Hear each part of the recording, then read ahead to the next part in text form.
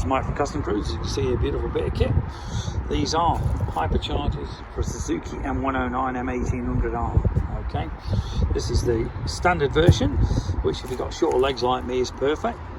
You can also see this is a proper hypercharger for the M18, which is dual throat injected, double injected. So when this goes on here, you are actually getting the full amount of air in. A lot of them you'll find have a single hole here, which means you're getting half the air you should, which means they won't work. You will not get the 30 horsepower that these do, 20 to 30 horsepower. Okay, the ones that say yeah they don't work have most likely got the original one with a round single hole.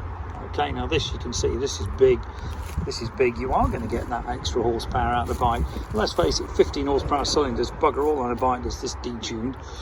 You will obviously need something like a Cobra FI 2000R, which will auto tune your bike once you weld the L2 sensors back in if you change the aftermarket exhaust. And also you will need a decent exhaust. Something like the VPR 2-in-1 is perfect.